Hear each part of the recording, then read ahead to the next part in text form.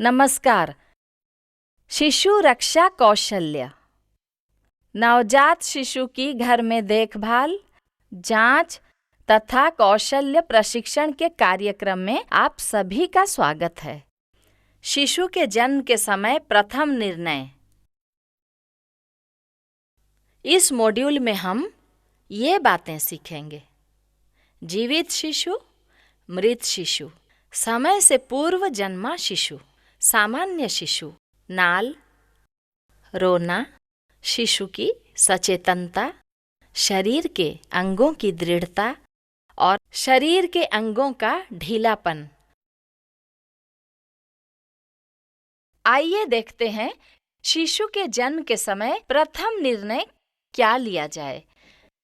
जन्म के समय यह निर्णय करना जरूरी है कि क्या शिशु जीवित है, मृत है, हाल का मरा है, देर का मरा है, समय से पूर्व जन्मा है या सामान्य है। दो प्रकार के शिशुओं का जन्म होता है, एक जीवित, दूसरा मृत। और मृत शिशु भी दो प्रकार के होते हैं, एक हाल का मरा और दूसरा देर का मरा। जीवित शिशु। जीवित शिशु के लक्षण: रोना, हाथ पैर हिलाना और सांस लेना। इनमें से कोई भी एक लक्षण पाए जाने पर शिशु को जीवित माना जाता है। मृत शिशु।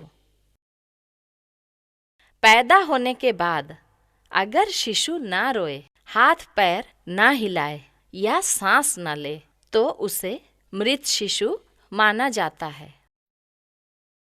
हाल का मरा शिशु।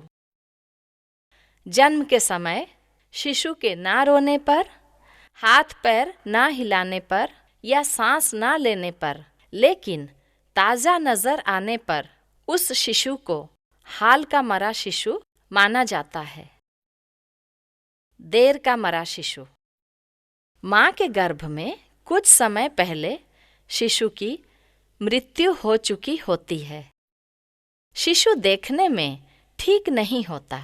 शिशु के शरीर से उसकी त्वचा अलग होती हुई नजर आने के साथ साथ वो देर का मरा दिखता है। समय से पूर्व जन्मा शिशु। गर्भधारण के 6 महीने 15 दिन बाद और 8 महीने 14 दिन से पहले जन्मे शिशु को समय से पूर्व जन्मा शिशु कहा जाता है। ऐसे शिशुओं में आसानी से संक्रमण का शिकार होने की संभावना रहती है और इनकी मृत्यु की आशंका भी अधिक होती है। सामान्य शिशु। पैदा होते ही जोर से रोता है और उसके हाथ पैर भी ठीक से खींचे होते हैं। नाल। नाभि मंडल पर नाल ठीक से बंधा होता है। ये हल्के गुलाबी रंग का होता है। ठीक से ना बंधे नाल का दृश्य। नाल लाल रंग का दिखता है और उससे खून निकलता है। शिशु का पहला रोना।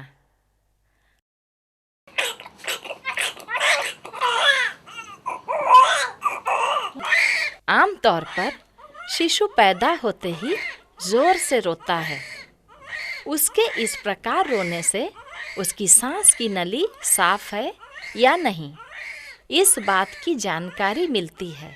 सांस की नली में अगर लार जमी हो या फिर उसकी सांस घुटी हो तो शिशु जोर से रो नहीं पाता।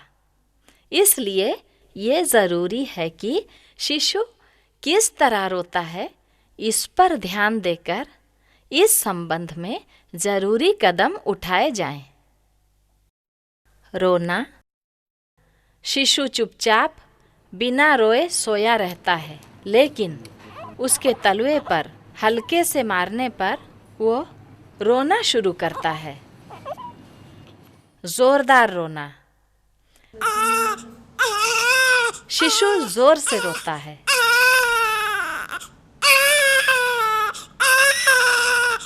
कमजोर रोना। शिशु रोता है, पर रोने की आवाज इतनी धीमी होती है कि लगता है शिशु में ताकत ही नहीं है।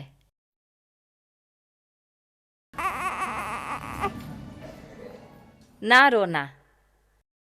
शिशु रोता नहीं है। तलवे पर हल्के से मारने पर भी शिशु रोता नहीं है। शिशु की सचेतनता।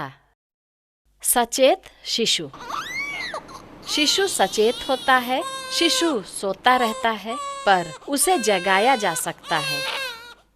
अचेतन शिशु।